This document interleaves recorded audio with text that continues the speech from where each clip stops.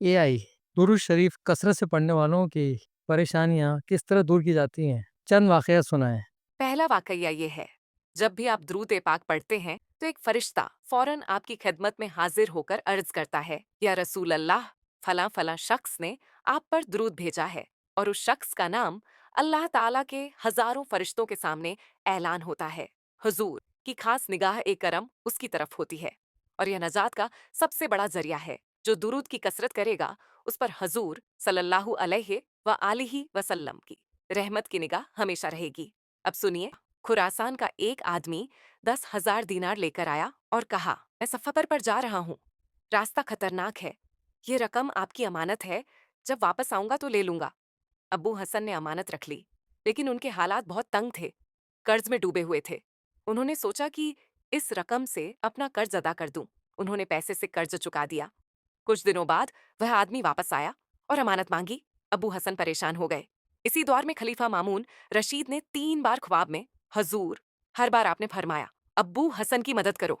मामून रशीद घबरा गए और सुबह ही अब्बू हसन को बुलवाया, उसकी परेशानी सुनी और उसे 10,000 दीनार दिए ताकि अमानत वापस कर सके, और 30,000 दीनार और दिए ताकि घर बसाए, बेटियों की शादी करे और कारोबार करे। फिर कहा, जिस दिन शाही जुलूस निकलेगा उस दिन मेरे पास आना, मैं तुम्हें नौकरी भी दूंगा। जब अब्बू हसन ने अमानत वापस की तो वह आदमी रोया और बोला, मैं तो तुमसे पैसे मांगने वाला ही न था। यह तो अल्लाह का करम है कि रसूल अल्लाह ने तुम्हारे हालात संवार दिए। बहुत पुराने जमाने में एक खलीफा अपने महल में सोए हुए थे। अचानक आधी रात को जाग उठा और अपने कारिंदों को बुलाकर कहा, फौरन जाओ, मंजूर जमाल ऊंट वाला जो जेल में है उसे रिहा करके मेरे सामने लाओ। लोग हैरान हुए, मगर फौरन हुक्म मानकर उसे जेल से लाकर खलीफा के सामने पेश किया। खलीफा ने पूछा, कितने साल से जेल में हो? उसने कहा, 3 साल से। खलीफा ने कहा, तुम्हारा जुर्म क्या है?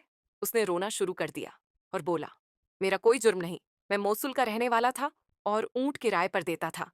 कारोबार कमजोर हो गया तो सोचा किसी और शहर जाकर काम करूं। मैं ऊंट लेकर निकल रहा था कि पुलिस ने मुझे 10 डाकुओं के साथ पकड़ लिया। उनमें से एक ने रिश्वत दे दी, वह छोड़ दिया गया, लेकिन उसकी जगह मुझे जेल में डाल दिया गया। मैंने सफाई दी, लेकिन किसी ने न सुनी। कुछ डाकू रिहा हो गए, कुछ जेल में मर गए और मैं यहीं रह गया। इन 3 सालों में मैं सिर्फ अल्लाह की इबादत और दुरूद की कसरत करता रहा।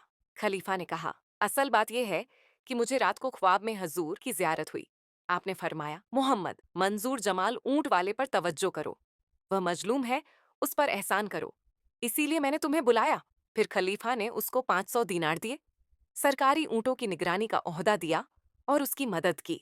ये सब द्रूद की बरकत से हुआ। मकसद ये है, हजूर सल्लल्लाहु अलैहि व आलिहि वसल्लम अपने गुलामों पर हमेशा निगाह ए करम रखते हैं। 1400 साल पहले भी रखते थे और आज भी रखते हैं। हमें चाहिए कि द्रूद पाक की कसरत करें और यकीन रखें कि जब भी हम मुश्किल में होंगे तो द्रूद की बरकत से रसूल अल्लाह सल्लल्लाहु अलैहि व आलिहि वसल्लम हमारी मदद जरूर करेंगे।